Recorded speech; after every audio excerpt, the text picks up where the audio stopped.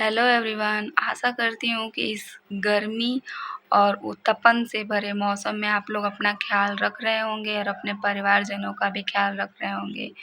लेकिन अगर हमें अपनी ज़िंदगी में कुछ करना है तो उसके लिए तो पढ़ाई करनी पड़ेगी। कहते हैं कि कलम के रास्ते हम अपनी ज़िंदगी में बहुत कुछ बदल सकते हैं। लड़ाई झगड़ा करके आप उतना नहीं कुछ बदल सकते हैं, लेकिन अगर कलम आपके हाथ में इसकी ताकत होगी तो आप बहुत कुछ बदल सकते हैं। तो चलिए अपने इस कलम की ताकत को पहचानिए और खुद के बुद्धि को थोड़ा-सा ब्रॉड बनाइए ताकि हम उस एग्ज़ाम को टारगेट कर सकें। तो चलिए हम स्टार्ट करते हैं अपनी एनसीईआरटी की बुक, जो हिस्ट्री की एनसीईआरटी है क्लास 8th की। मैंने फर्स्ट पार्ट इसका ख़त्म कर लिया है 8th का। अब मैं सेकंड पार्ट स्टार्ट करने जा रही हूँ। जैसा कि आप लोग जानते हैं कि एनसीईआरटी का पेपर कहीं भी छुपा नहीं रह गया है। जैसे हर एग्ज़ामों में आजकल एनसीईआरटी ही पूछी जा रही है, चाहे वो टीचिंग रिलेटेड सीटेट, टेट या अदर एग्ज़ाम बीपीएससी हुआ या फिर आरओ या आपका अदर एग्ज़ाम जैसे यूपीएससी से ये भी ले लिए सिविल सर्विसेज एग्ज़ाम में, तो उसमें तो इम्पॉर्टेंट है ही। तो चलिए हम स्टार्ट करते हैं अपने इस चैप्टर्स को। इसमें से मैंने 7 बुनकर लोहा बनाने वाले फैक्ट्री को ख़त्म कर लिया और देसी जनता को सभी बनाने भी मैंने ख़त्म कर लिया। अब हम पढ़ेंगे 9 चैप्टर महिलाएं, जाति एवं सुधार को। तो चलिए स्टार्ट करते हैं अपने इस चैप्टर को। तो आप लोग भी अपना ध्यान रखते रहिए और पढ़ाई करते रहिए। इसको भी मैंने कुछ पोर्शन ख़त्म कर लिया। चलिए इधर हम देख रहे हैं कुछ वैसे इंट्रो दिया है, इंट्रो उतना खास नहीं है। प्रथाओं के बारे में दिया है, जो हमारे पुरानी रूढ़िवादी प्रथाएं चलती थी। यहाँ पे इम्पोर्टेंट कुछ है, नोट्स में देख लेते हैं। इस तरह की राधा राम मोहन राय, जिनको हम समाज सुधारक के नाम से जानते हैं, इसी तरह के एक सुधारक थे। उन्होंने कलकत्ता में ब्रह्मो समाज के नाम से एक समाज सुधारवादी संगठन बनाया था। तो इधर उतना खास नहीं है, मैंने पढ़ लिया है।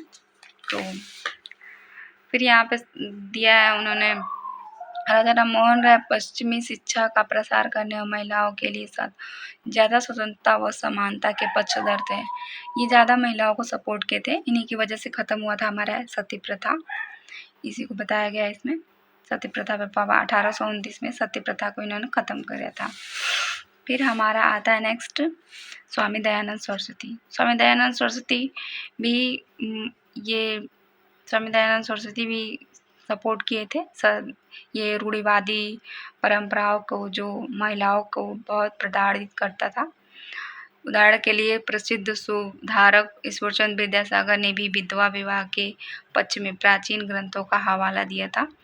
अंग्रेज सरकार ने उनका सुझाव मान लिया और 1856 में विधवा विवाह के पक्ष में एक कानून पारित कर दिया। जो विधवाओं के विवाह का विरोध करते थे, उन्होंने विद्यासागर का भी विरोध किया, यहाँ तक कि उनका बहिष्कार कर दिया। फिर भी 1856 में एक रिपोर्ट पेश हुई, कानून पारित हुआ था जो अंग्रेजों द्वारा हुआ था। फिर इधर इतना खास नहीं है। ये है तेलुगु, मद्रास प्रेसिडेंसी के तेलुगु भाषाई इलाकों में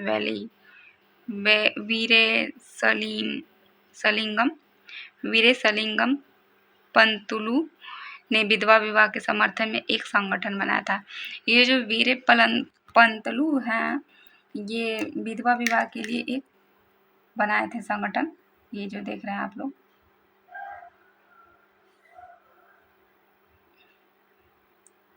ये भाषाई अध्ययन पे बनाए थे।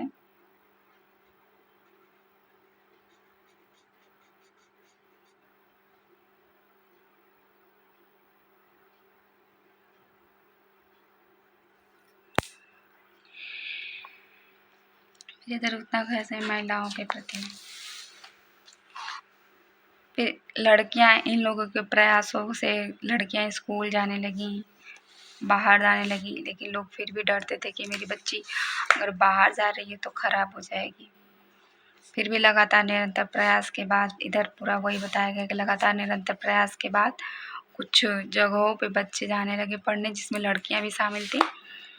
और संस्कृत की महान विद्वान पंडिता रमाबाई का मानना था कि हिंदू धर्म महिलाओं का दमन करता है। ये मानती थी कि हिंदू जो धर्म है हमारी महिलाओं का दमन करता है, उनके अधिकारों का दमन करता है। जैसा कि आप देख सकते हैं कि 19वीं सदी के आखिर तक खुद महिलाएं सुधारों के लिए बढ़ चढ़ कर प्रयास करने लगी। अब महिलाएं भी अपने हक के लिए, अपने पढ़ाई के लिए अपने आवाज़ उठाने लगी। फिर कुछ महिलाओं ने 1920 के दशक के बाद विभिन्न प्रकार के राष्ट्रवादी समाजवादी आंदोलनों में हिस्सा भी लिया। फिर 20वीं शताब्दी में जवाहरलाल नेहरू और सुभाष चंद्र बोस जैसे नेताओं ने महिलाओं के लिए अधिक स्वतंत्रता व समानता मांगों का समर्थन किया। ये लोग बहुत समर्थन भी किए थे। फिर यहाँ पे हम लोग देख सकते हैं जाति और सुधार। बहुत जातियों मतलब स्कूल भी खोले गए, तो मतलब निचली जातियों के लिए अलग स्कूल और ऊंची जाति के लिए अलग स्कूल इसमें खोले गए थे। हम लोग देख सकते हैं इसमें।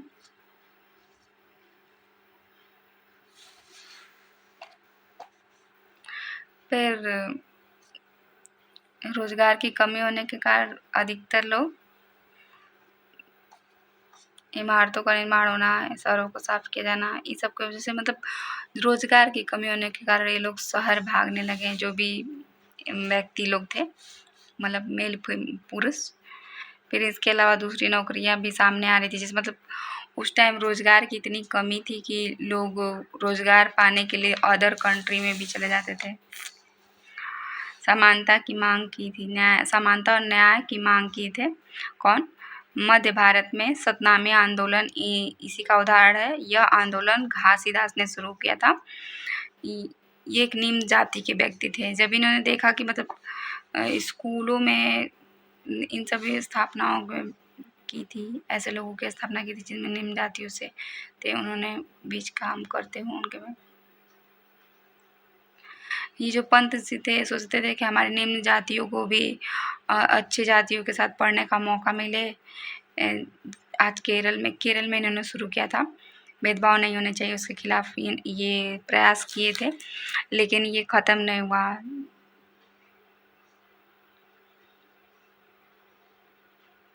और जिसकी वजह से परेशान हो गए थोड़ा सा। फिर भी ये लगातार प्रयास किए कि यहाँ के लोगों को थोड़ा मतलब इज्जत मिल सके। निम्न जाति के लोग गुलामगिरी ये नेताओं में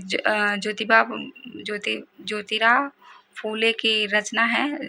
गुलामगिरी ये भी निम्न जाति के थे, लोअर कास्ट के, आप लोग देख सकते हैं। 1872 में जन्मे ईसाई प्रचारकों द्वारा खोले गए स्कूल में शिक्षा पाई थी। बड़े होने पर इन्होंने जाति आधारित समाज में फैले अन्याय के बारे में विचार व्यक्त किए। फूले के अनुसार ऊंची जातियों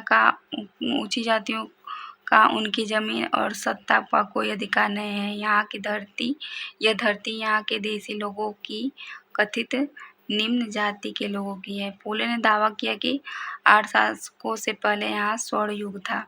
तब योद्धा किसान जमीन जोतते थे और मराठा देहात पर न्यायसंगत और निष्पक्ष तरीके से शासन करते थे। उन्होंने सुझाव दिया कि शूद्रों और अतिशूद्रों को जाति भेदभाव खत्म करने के लिए संगठित होना चाहिए। फूलों द्वारा स्थापित सत्यशोधक समाज ने जाति समानता में समर्थन मुहिम दिलाई। ये सब इसमें दिया है कि मतलब निम्न जाति के लोग मंदिर में प्रवेश नहीं करते थे।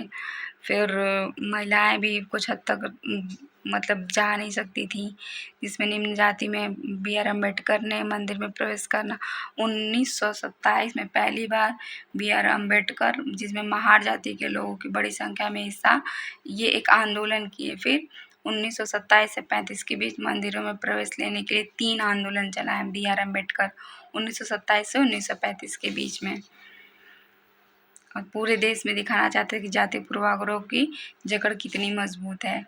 फिर ये गैर ब्राह्मण आंदोलन, ये ब्राह्मण ना होते हुए फिर इन्होंने ये पेरियार जो थे, पेरियार नाम के इचवी रामा स्वामी नायर एक मध्यम वर्गीय परिवार में पले बड़े थे।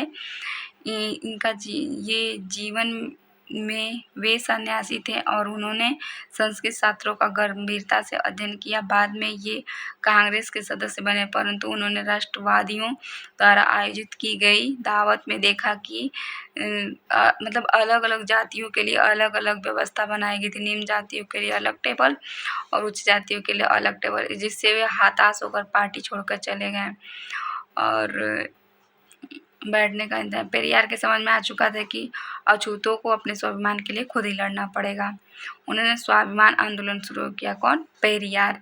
जो पेरियार थे ये रामास्वामी नायर, इन्होंने स्वाभिमान आंदोलन शुरू किया।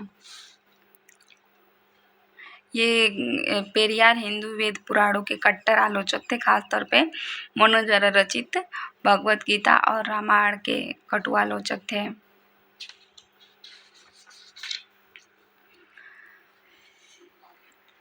इसी तरह आप लोग देख सकते हैं कि ये सुधारों के लिए संगठित होकर मतलब ब्रह्म समाज राजा राम मोहन राय ने भी स्थापना की थी। फिर केशव ब्रह्मो समाज की स्थापना 1830 में की गई थी। यह संस्था मूर्ति पूजा और बलि प्रथा के खिलाफ थी।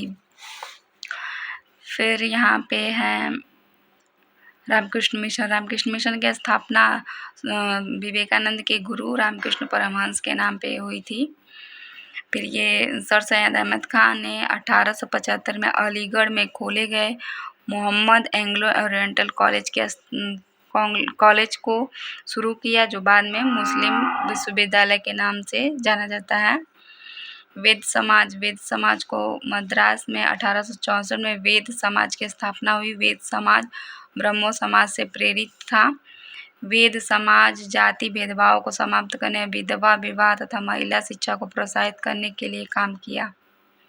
चलिए हम मिलते हैं अपने नेक्स्ट वीडियो में। ये चैप्टर हमारा फिनिश हुआ। अब हम पढ़ेंगे अपना नेक्स्ट चैप्टर दृश्य कलाओं की बदलती दुनिया। तो कल हम इसको पढ़ेंगे चैप्टर। ठीक है, धन्यवाद। देखते रहिए, सीखते रहिए। Bye bye.